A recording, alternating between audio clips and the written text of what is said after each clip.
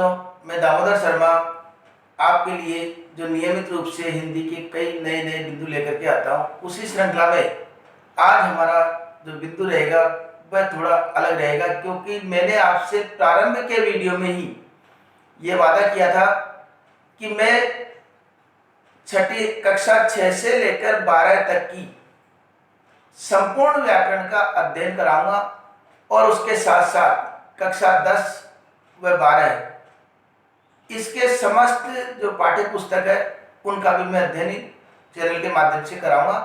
तो उसी श्रृंखला में आज हमारा जो विषय रहेगा वह रहेगा कक्षा 10 का पाठ 1। कक्षा 10 का पाठ 1 जिसके कवि है सूरदास जी। अब सूरदास जी के बारे में हम कुछ आगे पद्यांश पढ़े, उसके पहले हम सूरदास जी के बारे में कुछ जान लेते हैं। सूरदास जी एक सगुण भक्ति के कवि हैं। उन्होंने हमेशा सगुण भक्ति पर बल दिया है। सगुण भक्ति से तात्पर्य होता है कि सगुण अर्थात ईश्वर के साक्षात रूप को ये स्वीकार करते हैं, ये ईश्वर के साक्षात रूप को स्वीकार करते हैं, एक विशेषता ये। तो ऐसे और सूरदास जी के बारे में कहा जाता है कि एक पद्यांश है कि सूर सूर तुलसी शशि उडगन केशव दास, अब के कवि खद्योत सम जहत है करत प्रकाश। अर्थात सूरदास जी जो है इस संसार में सूर्य के समान, तुलसीदास जी चंद्रमा के समान तथा केशवदास जी जो है वो तारे के समान हमेशा प्रकाशित रहते हैं। और अब वर्तमान के जो कवि है वह तो एक खद्योत का मतलब जुगनू के समान है। जह तय करत प्रकाश, केवल यहाँ वहां प्रकाश करते हैं। बाकी जो विशेषता जो महानता सूरदास जी में है वो अन्य कवियों में मिलना दुर्लभ है। तो उन सूरदास जी का जन्म संवत 1540 ईस्वी में हुआ। ऐसे महान कवि सूरदास जी ने अपने जीवन में अनेक रचनाएं लिखी।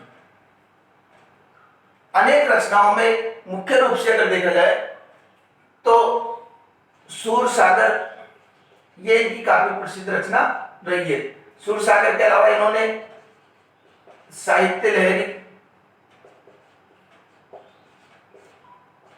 सूर सारावली ये इनकी प्रमुख रचनाएं मानी गई है। सूर सागर में इन्होंने अनेक पदों की रचना की। तो ये मुख्य ग्रंथ है, बाकी ये भी सब मुख्य ग्रंथ इनके हैं। इनकी रचनाओं में एक विशेष बात देखें तो इन्होंने अपनी रचनाओं में ब्रज भाषा का प्रयोग किया है। ब्रज भाषा का प्रयोग किया है। ब्रज भाषा के साथ साथ अन्य जो बात इनकी कविताओं में देखने को मिलती है इन पदों में वह मिलती है श्रृंगार रस। श्रृंगार रस, श्रृंगार रस, श्रृंगार के हम भेद देखें तो श्रृंगार के दो भेद होते हैं। दो भेद में एक वियोग, दूसरा है संयोग। जहां पर अगर मिलने का या रूप सौंदर्य का वर्णन हो वहां संयोग श्रृंगार रस होता है, और जहां पर बिछुड़ने की पीड़ा का वर्णन हो वहां वियोग श्रृंगार रस होता है। तो यहां पर एक बात और बता दूं, हमारी जो पाठ्य पुस्तक में जो 4 पद्यांश शामिल किए गए हैं वह सूरदास द्वारा रचित सूर सागर के भ्रमर गीत नामक रचना से लिए गए हैं। तो भ्रमर गीत है क्या? भ्रमर गीत से तात्पर्य, इस कई बार प्रश्न पूछ लेते हैं इस रचना का नाम भ्रमर गीत क्यों रखा गया? भ्रमर गीत देखिए बच्चों कि भारतीय संस्कृति में कोई भी नारी अगर पराये पुरुष से बात करती है तो वह प्रत्यक्ष में बात न करके किसी माध्यम से वो बात करती है। तो जब उद्धव गोपियों को निर्गुण भक्ति की शिक्षा देने आए तो उसी समय उस उपवन में एक भ्रमर वहीं पर बैठा हुआ था। उसी भ्रमर को संबोधित करते हुए गोपियों ने उद्धव से अपनी बात कही, तो इसलिए इसका नाम भ्रमर गीत रखा गया। अब इस पद्यांश को पढ़े उसके पहले जो प्रश्न बनेंगे वो तो हम व्याख्या के समय पता लगाएंगे। इसके अलावा हमको जैसे विशेष लिखना पड़े,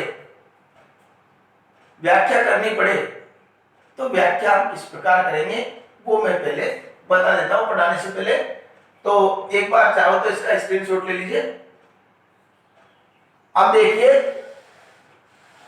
व्याख्या में हमको सर्वप्रथम प्रसंग लिखना होता है।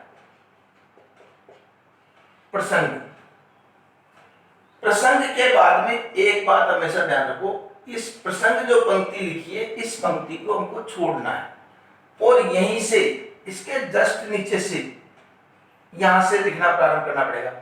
प्रस्तुत पद्यांश हमारी पाठ्य पुस्तक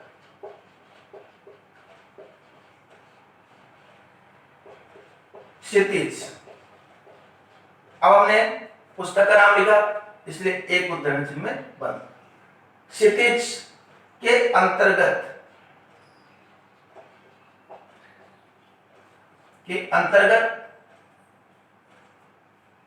सगुण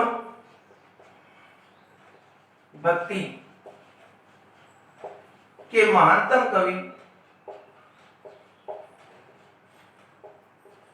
कवि सूरदास, ठीक है, ये भी एक उद्धरण चिन्ह माना जाएगा, द्वारा रचित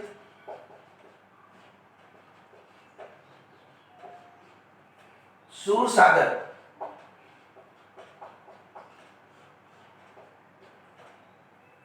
के पदों से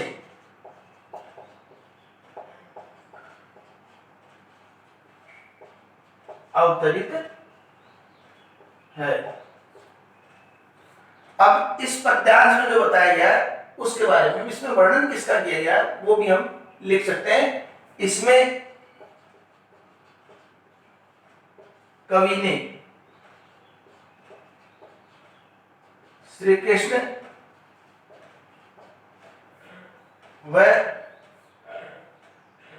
राधा की मधुर वार्ता का वर्णन किया है।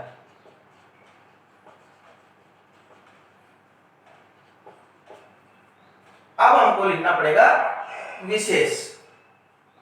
तो विशेष इसके जस्ट नीचे यहां से विशेष क्या, व्याख्या। पहले हम व्याख्या लिखेंगे विशेष के पहले, तो व्याख्या यहां करेंगे। व्याख्या भी मैं बताऊंगा, उसके पूर्व मैं व्याख्या बताऊं उसके पूर्व आप इसका स्क्रीनशॉट लेके रख दीजिए। और क्योंकि आने वाले जो पाठ है उनका भी जब हमको विशेष लिखना पड़ेगा तो उसकी भाषा बिल्कुल यही रहेगी, बस कवियों के नाम और पाठ के नाम बदल जाएंगे। तो एक बार इनका स्क्रीनशॉट ले लीजिए, ठीक है। आप देखिए, अब हम कर रहे हैं व्याख्या। व्याख्या करते समय भी वही बात रखनी है, यहां से कवि सूरदास जी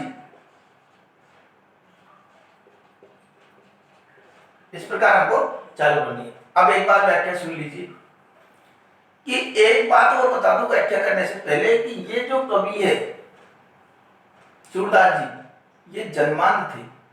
जन्मांध का मतलब जन्म से अंधे थे। इसके बावजूद भी जो श्री कृष्ण की भक्ति में जो इन्होंने पद्यांशों की रचना की है वह काफी अद्भुत की है। श्री कृष्ण के सौंदर्य का, उनकी लीलाओं का जो वर्णन इन्होंने किया वह काफी अद्भुत है। तो अब हम प्रथम पद्यांश प्रारंभ करते हैं। तो प्रथम पद्यांश में राधिका अर्थात राधा, बूझत श्याम कौन तू गोरी।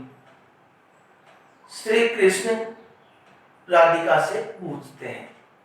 श्री कृष्ण बूझत का मतलब पूछते हैं। कौन पूछते हैं? श्याम। श्याम का मतलब श्री कृष्ण। श्री कृष्ण पूछते हैं कौन तू गोरी, हे गोरी तुम कौन हो। हे गोरी तुम कौन हो।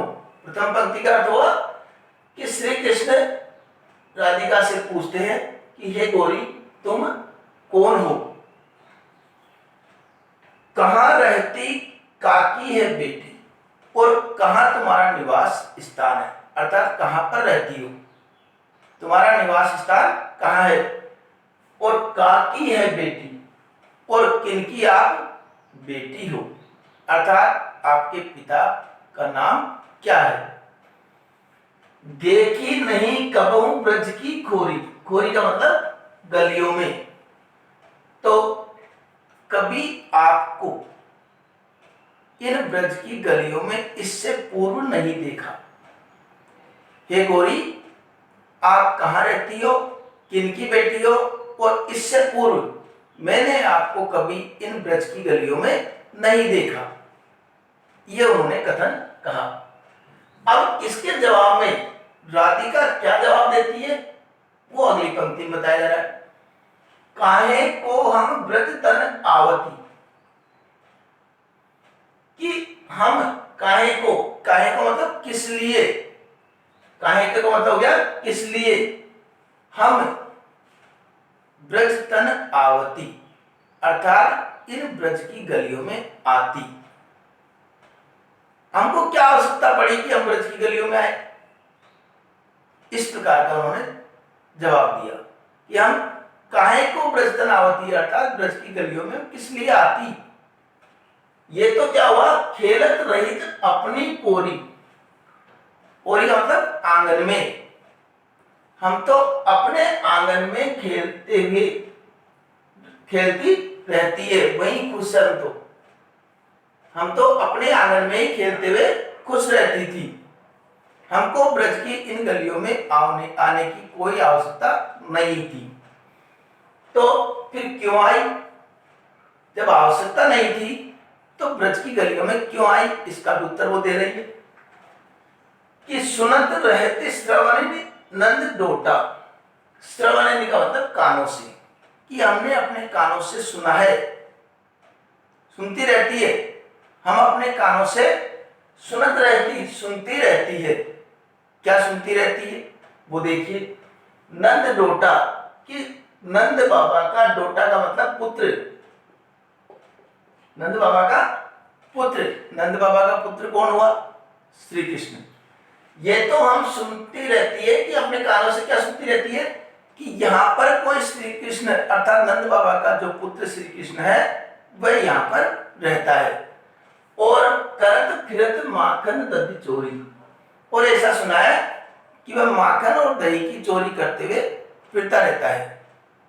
ये तो हमने अपने कानों से सुना है कि यहाँ पर कोई नंद बाबा का बेटा अर्थात श्री कृष्ण रहता है, और उसके बारे में सुना है कि वो माखन और दही की, दही का मतलब दही की चोरी करता रहता है। ये दधी क्यों लिखा, दधी, अब दधी क्या है, दधी देखो, दधी है ये तत्सम, और इसका तद्भव हुआ दही, इसको क्या कहेंगे हम, तद्भव। तत्सम और तद्भव का वीडियो भी हमने पहले बना दिया है, उसको भी हम पहचान ले कि तत्सम क्या होता है और तद्भव क्या होता है। तो देखिए, करत फिरत माखन दधी चोरी, ये तो कि हमने सुना है कि यहाँ नंद बाबा का कोई बेटा रहता है जो दही और मक्खन की चोरी करता रहता है, ठीक है। अब इसके जवाब में श्री कृष्ण क्या जवाब देते हैं वो देखिए, कितना चतुराई भरा और कितनी मधुर बातों में वो जवाब देते हैं वो देखिए। तुमरो कहा चोरी हम ले, कि हे गोरी हमने तुम्हारा क्या चुराया है, तुमरो कहा तुम्हारा क्या, चोरी हम ले, तुम्हारा हमने क्या चुराया है? हे गोरी हमने तुम्हारा क्या चुराया है? खेलन चलो संग मिली जोरी, कि चलो हम तो साथ में मिलकर के एक साथ खेलते हैं। चलो हम साथ में चल करके दोनों, जोड़ी का मतलब दोनों, हम दोनों साथ में मिलकर के, संग मिली साथ मिलकर के खेलने चलते हैं। क्या जवाब दिया? तुमरो कहाँ चोरी हम ले, कि हे राधिके, हे गोरी हमने तुम्हारा क्या चुराया है? हमने तुम्हारा क्या चुराया है? अब खेल छोड़ो इन बातों को, अब तो हम दोनों मिलकर के खेलने के लिए चलते हैं। अब देखो, सूरदास प्रभु रसिक शिरोमणि, सूरदास जी कहते हैं कि रसिक शिरोमणि अर्थात समस्त रसों में श्रेष्ठ शिरोमणि भगवान श्री कृष्ण। ये रसिक शिरोमणि का मतलब आया भगवान श्री कृष्ण के लिए आया है। सूरदास जी कहते हैं कि रसिक शिरोमणि अर्थात भगवान श्री कृष्ण, प्रभु भगवान श्री कृष्ण बातन भूई बुरई राधिका भूरी, कि भगवान श्री कृष्ण जो रसिक शिरोमणि भगवान श्री कृष्ण है, उनकी बातों में आकर के बुराई भूली, बुराई का मतलब भूल गई, उनकी बातों में आकर राधिका भूरी, भूरी का मतलब है भूली, अर्थात उन प्रभु रसिक शिरोमणि श्री कृष्ण की बातों में आकर के वह भोली भाली जो राधा है वो सारी बातें भूल गई, वह सारी बातें भूल गई और खेलने के लिए तैयार हो गई। तो ये प्रभु श्री कृष्ण की विशेषता है कि अपनी मधुर बातों से वह किसी को भी अपना बना लेते हैं। तो जैसे ही भगवान श्री कृष्ण ने उनसे बात कही तो बेचारी जो बोली राधिका है वह सारी बातें भूल करके उनके साथ खेलने के लिए तैयार हो गई। ठीक है, तो यह हमारा पद्यांश का व्याख्या हम इस प्रकार लिखेंगे। इसमें व्याख्या लिख दी हमने। व्याख्या लिखने के बाद में हमको एक बिंदु जो बहुत आवश्यक है, जो बहुत आवश्यक है वह क्या लिखना है? प्रसंग हमने लिखा भी, प्रसंग ये हमने पढ़ लिया, किस प्रकार लिखना है। व्याख्या भी बताई थी, उसको हमको लिखना है। इसके बाद में जो महत्वपूर्ण बिंदु आता है वह आता है विशेष। कई ये मानते हैं कि सप्रसंग व्याख्या पूछी थी, अर्थात प्रसंग के साथ व्याख्या, तो प्रसंग लिख दिया, व्याख्या लिख दिया, अब विशेष कहाँ आ गया। लेकिन एक बात ये बता दूं मैं कि अगर आप विशेष लिखते हैं तो निश्चित रूप से परीक्षक पर इसका विशेष प्रभाव पड़ता है। इसलिए कभी भी कोई व्याख्या करो तो उसमें विशेष अवश्य लिखिए। तो विशेष में क्या लिखेंगे? पहला बिंदु डाल करके हमको लिखना है कि ब्रज भाषा का प्रयोग, ब्रज भाषा का प्रयोग, एक विशेष हो गया। दूसरा हम लिखे तो श्रृंगार रस, श्रृंगार रस, इसमें क्या हो गया? श्रृंगार रस। एक हम लिख देंगे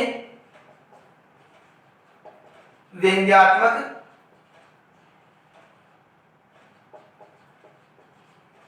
शैली, व्यंग्यात्मक शैली लिख दी। एक जो विशेष लिखेंगे इस पद्यांश में क्या बताया जा रहा है, तो श्री कृष्ण व राधा के मधुर संवाद का बहुत सुंदर चित्रण हुआ है।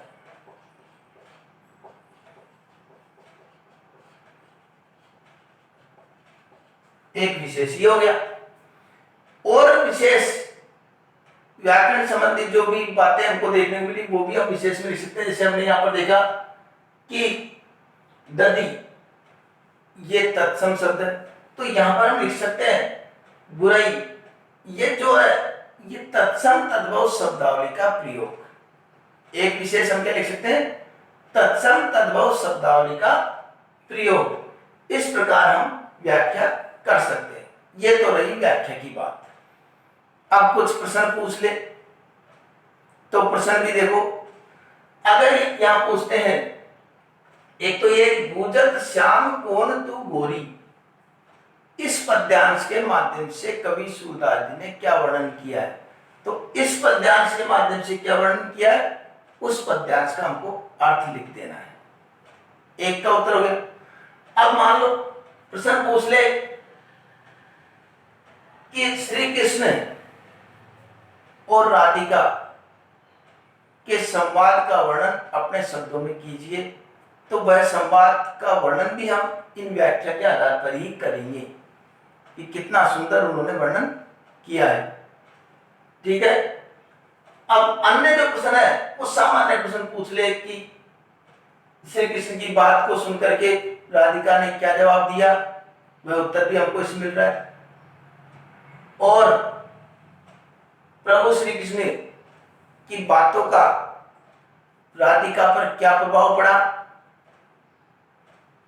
वह भी उत्तर इस पद्यांश में हो रहा है। क्या प्रभाव पड़ा कि वह भोली राधिकाएं सब कुछ भूल करके उनके साथ खेलने को तैयार हो गई। इस प्रकार हम इनके उत्तर भी दे सकते हैं। ठीक है। और फिर भी अगर कोई आपको प्रश्न लगता हो कि पूछना है, तो निश्चित रूप से आप कमेंट बॉक्स में जाकर के उन प्रश्नों को लिख करके पूछ सकते हैं। कोई समस्या है तो पूछ सकते हैं, मैं निश्चित रूप से उनका समाधान करूंगा। अपने कई छात्र कमेंट बॉक्स के माध्यम से प्रश्न भी पूछ रहे हैं और नियमित रूप से अध्ययन भी कर रहे हैं, तो ऐसे ही आप भी नियमित रूप से यह अध्ययन करते रहे।